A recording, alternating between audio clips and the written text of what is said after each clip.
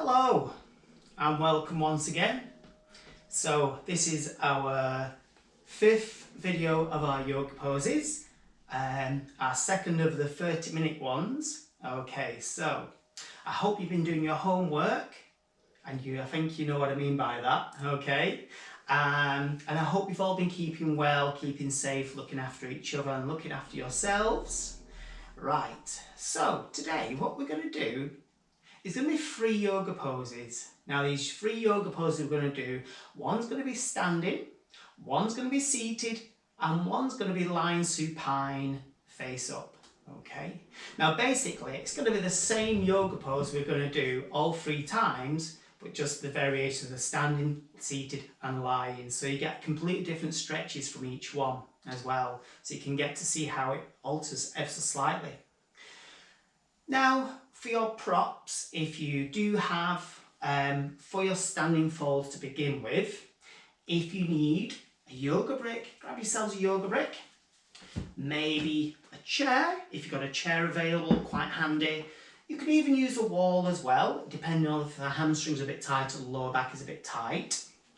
When we come to do your seated yoga pose, once again you might need a yoga brick or even a couple of books to sit on too as well, just to lift you up to make yourself a bit more comfier in this yoga pose.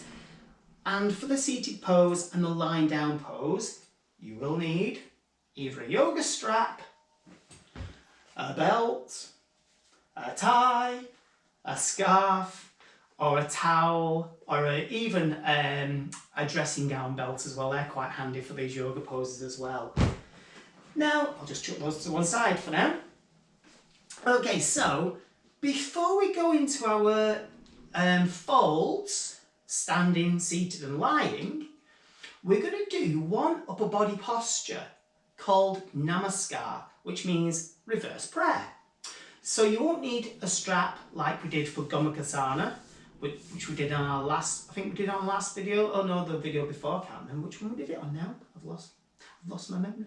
Right, okay, so before we go into our Namaskar and reverse prayer, from that we're going to maintain our mountain pose and we'll be going into a forward fold. So if you do have a yoga brick or a chair, just place that in front of you, okay, to begin with, and then you don't have to come out of your mountain pose to get back into that mountain pose to get your yoga brick. So if you've got that there, just have it there in case you need it. Now I'm actually going to move it out the way so you can see how my feet are set up and everything else, okay? Now to begin with, let's start first of all in Tadasana, into mountain pose. You should know how to get into that one now. So if there is any lower back issues, knees and feet are to be hip distance apart or even slightly apart. This will take a bit of pressure out the lower back and also provide you a bit more stability if you're a little bit unstable. Okay. Now if there is no lower back issues and no stability issues, then heels together, big toes together. If your toes are free, lift the toes up, spread the toes out and place the toes back down, giving us a nice wide base for a mountain pose. Next, lift the instep ever so slightly to give us a slight connection for the feet so we're not collapsing on the instep. Feet are nice and active. Next, get the kneecaps lifted and engage those legs. I want strong, firm quads. Don't lock the legs out, don't hyperextend because that could cause pressure into the knees, but just get the quads engaged, kneecaps lifted. Connect with those abs, lift the chest up and away from the belly button, then roll the shoulders back and down. Lengthen up the spine for the crown of the head, chin level. Now, from your mountain pose of Tadasana, we're going to go into Namaskar, reverse prayer. As you take the arms out to the sides, palms facing back of the room, we're going to fold those arms back. Now, as you fold those arms back as far as feels comfortable for you, remember to be mindful of how you feel. You feel any pain, remember to ease off, okay? Listen to your body, do what you can do. Now I'm going to turn around because I'm going to show you our options. All right, so pay attention. Okay, so we can either take hold of those wrists. If that is enough for you, that is enough for you.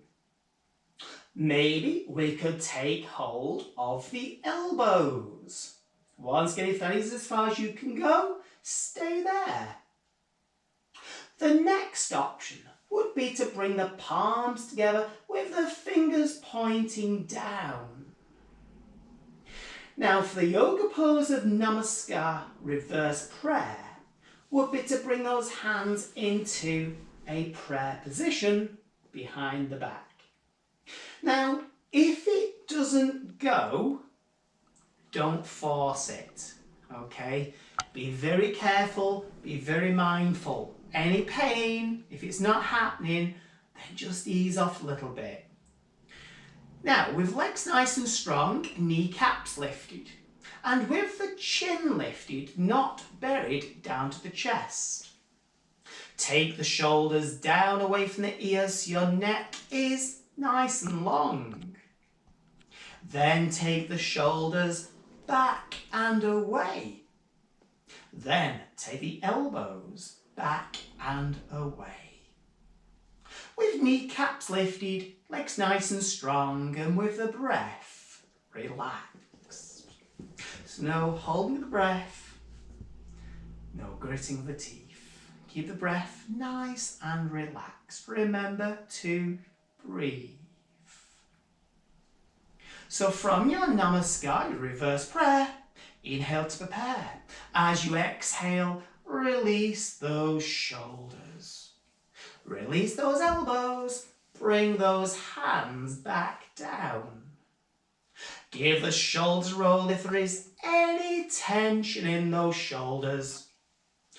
Any tension in the wrists, the forearms, more likely. Then shake the hands out. Flex the fingers. Circle those hands. Ease off the wrists and the forearms. Alright, so that was Namaskar reverse prayer. Now Namaskar reverse prayer we can use in lots of other yoga poses as well. So if you continue your practice, you will find those out one day. Alright, so next we're going to go into Uttanasana. We're going to start of our fold in our standing fold of Uttanasana, which means intense fold, narrow fold. So if you have your yoga brick, which should be in front of your feet lengthways up, or your chair or a table, anything for you to rest your hands on, depending on how tight the hamstrings are and how tight your back is and what condition your back is in, okay? Now I'm going to modify this from easy to how the yoga pose should be done, and you work with whichever modification works for you. And remember, be mindful and listen to your body. So, lower back issues, stability issues, once again, knees and feet hip distance apart to take a bit of pressure out the lower back. No lower back issues, no stability issues, heels together, big toes together in your mountain pose, legs nice and strong, kneecaps lifted. Now, option one would be to place your hands on your thighs. This is to provide you with support in your forward fold, maintaining straight, strong legs and a nice flat back. Option two is with your hands on the hips. Now, hands on the hips is to remind you where you are going to hinge from. You are not going to hinge from the waist, collapsing through the abdominals, rounding for the spine, but you are going to hinge from those hips, maintaining straight, strong legs and a nice flat back. Now, the third option, if this works for you, would to be to bring your arms overhead, catching on to the elbows. If that's not happening, then just don't raise the arms. Keep the arms either down by the side or your hands in front. With kneecaps lifted, legs nice and strong, inhale to prepare. And as you exhale, hinge from those hips, maintaining straight, strong legs and a nice flat back. Now, if you need to, place your hands on your thighs for support. maybe your hands rest on a chair. Maybe your hands rest on a yoga brick, or even some stacked books. Now, as you relax into this intense narrow fold of Uttanasana, in your intense narrow fold for as long as feels comfortable for you, to bring it back out whenever you need. Whilst you are in your intense narrow fold, I would like you to lift up your hips. In other words, lift your bums to the ceiling. And as you lift your bums to the ceiling, you may just find this brings you a little closer towards the floor.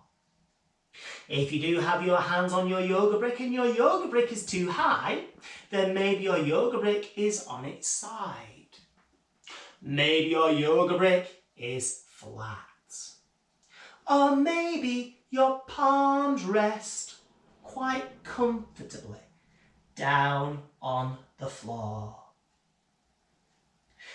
Now, as you relax into your intense narrow fold for as long as feels comfortable for you, to bring it back out whenever you need. Anytime that you need to come out of this yoga pose, remember to hinge from those hips. Maintaining straight, strong legs and the breath relaxed. Now, if this all feels okay for you, maybe let their head hang down, let their head hang heavy. Just releasing any tension from the neck. Maintaining straight, strong legs relaxed through the breath. And whilst you're in your intense narrow fold, keep lifting up those hips. Keep lifting your bums to the ceiling as you lengthen for the backs of both those legs. You may find you come a little closer towards the floor with each relaxed exhalation. Now, whilst you're in this intense narrow fold of Uttanasana, I'm going to give you one modification. Now, this next modification, if this works for you, this is only really if your palms are comfortably on the floor and your legs are straight, not bent. Now, this yoga pose is for the posture of Hosta, which means foot to hand pose. Now, for Hosta, you would place the back of the hand on the floor, then the sole of the foot onto the palm of the hand. Now, if you are in Hosta, foot to hand pose, this is going to create a little bit more of a stretch down the backs of those legs, especially in the soleus and the gastrocnemius, so the bottom half of those legs. And as you lift up those hips, lift your bums to the ceiling, lengthening out the backs of those legs. And with the breath, relax. Now, maintaining straight, strong legs from your intense narrow fold. The option to place your hands on your thighs for support. Maybe your hands on those hips. Maybe folding the arms in, catching on to the elbows. Maintaining straight, strong legs. Inhale to prepare, and as you exhale, use the strength of those legs as you hinge from those hips, as you bring it back up. Then release those arms. Give the shoulders a roll if there is any tension in those shoulders. Any tension in those legs, then walk the legs through. Shake the legs out. Ease off ankles, knees and hips. Anything that feels a little tender. Any tension anywhere else, just shake it all out. Right. So that was Uttanasana, intense fold, narrow fold. Now when you're ready, I'd like to take hold of your strap or have your strap nearby, not too far away. We are going to bring ourselves to a seated position. So I'd like to sit down in a nice, safe and controlled way. If you do need to sit on your yoga brick or a book, then have that nearby. If you remember from one of the previous videos, we did Tadasana, staff pose. So we're going to go back into staff pose once again, our seated pose.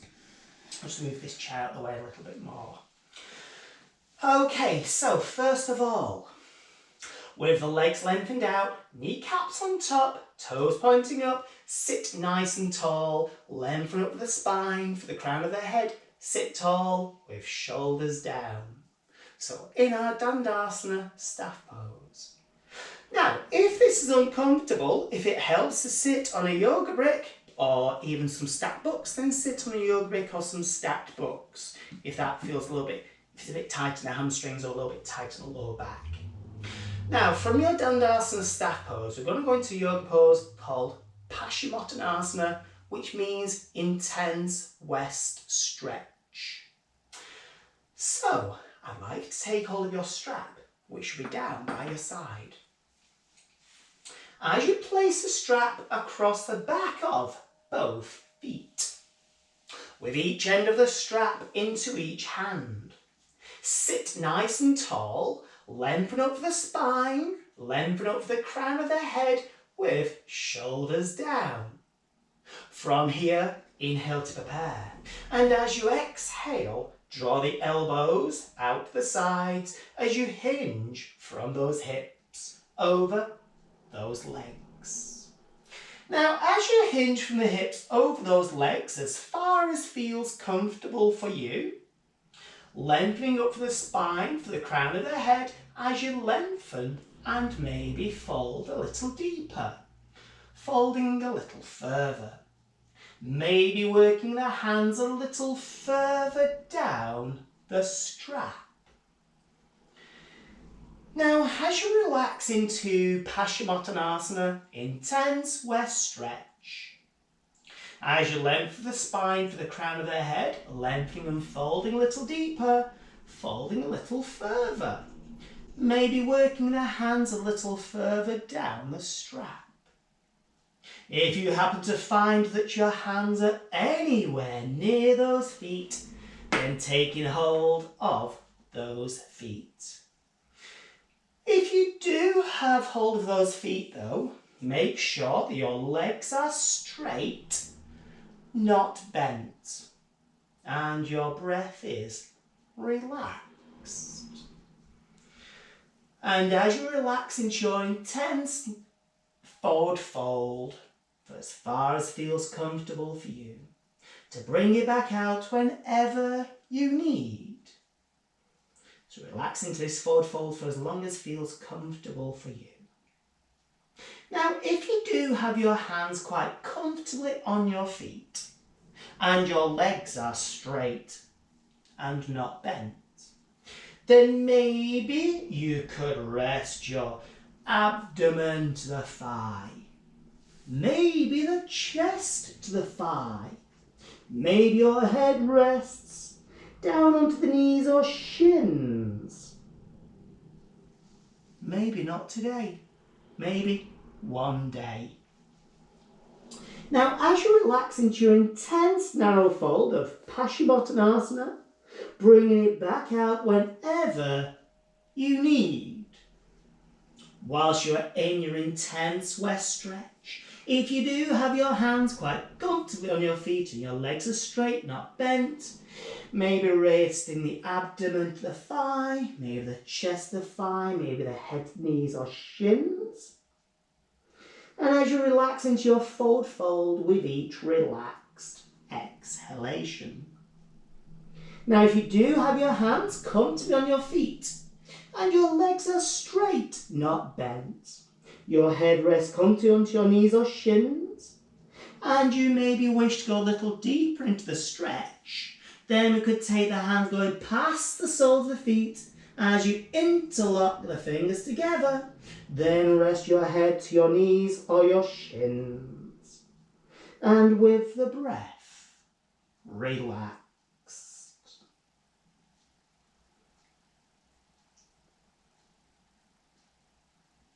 From your intense west stretch, inhale to prepare, and as you exhale, release from those feet as you bring it back up. And how good does that feel? Okay.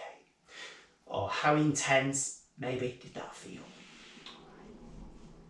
Now, from your Dandasana into Paschimottanasana, we're going to go into Shavasana, into Supta Ubeya Padagustasana, which means lying down, hand to both big toe pose.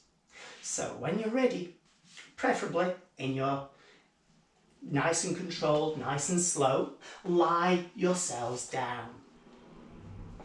Now, as you lie yourselves down, before we go into our hand to both big toe pose, bring the knees into the chest, just give the knees a bit of a squeeze, hands around the thighs or hands around the shins.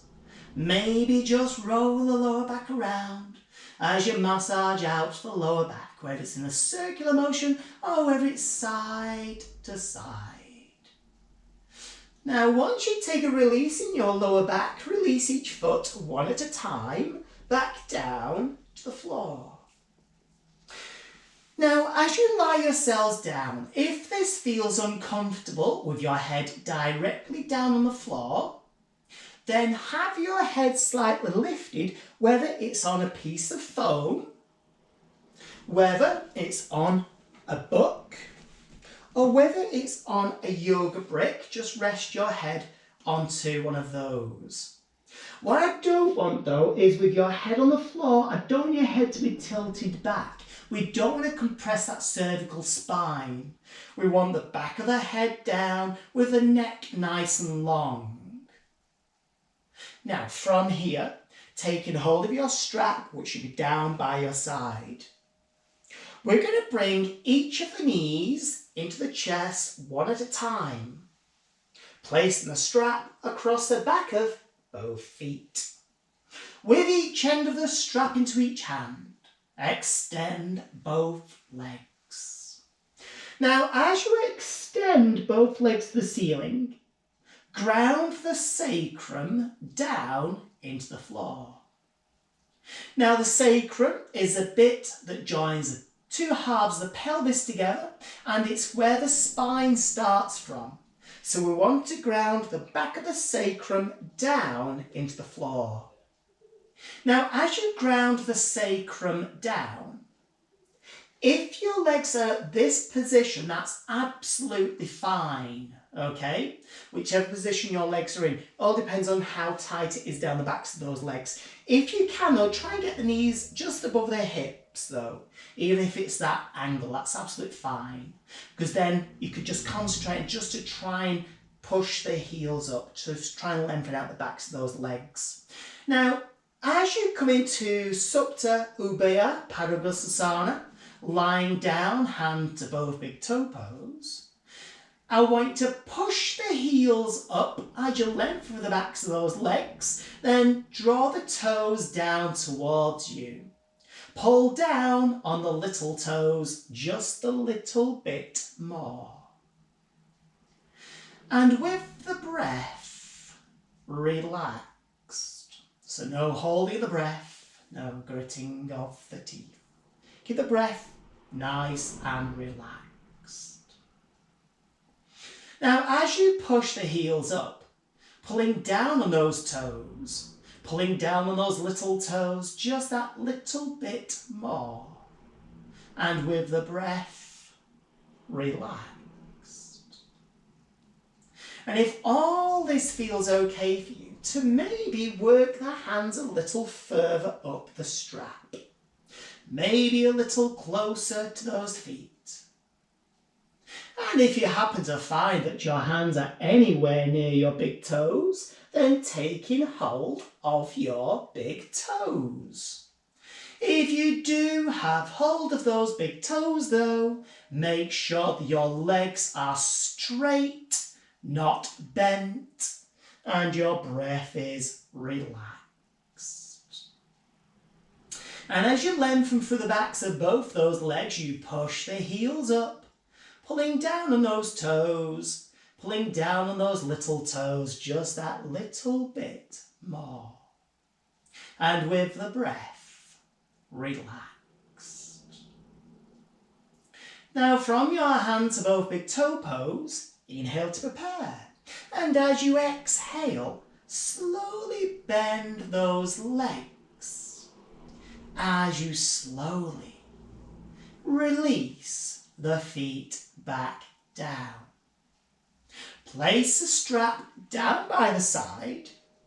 Bring the knees into the chest. Give the knees a bit of a squeeze. Hands around the thighs or hands around the shins. Maybe draw the knees into the chest. Maybe roll side to side. Or maybe roll the lower back around in a circular motion. Make sure you do if you go in the opposite direction as well. Now once you've taken a release in your lower back, just release each foot one at a time back down to the floor. Now just let those legs just relax down, however feels comfortable for you. Whether your legs are bent with the feet flat on the floor, or whether the soles of the feet are together, or whether your legs are just lengthened out into Shavasana. So if you have lengthened those legs out, bring the heels together, let the feet just fall away from each other. And just let those legs just relax down, however feels comfortable for you. Let the shoulders relax down away from the ears. And with the hands and arms away from the body, and with the palms facing up. And with the breath relaxed. Now as you start to take a few more relaxed breaths, just start to move those fingers. Start to move those toes, the hands and those feet. And after taking a few relaxed breaths, just take your time. Take a good moment, take a good few breaths. Take your time as you roll to your right hand side. Just take your time on your right hand side. A good moment, a good few breaths on your right hand side. Take your time on the right hand side before you bring yourselves to a seated position. So just take your time.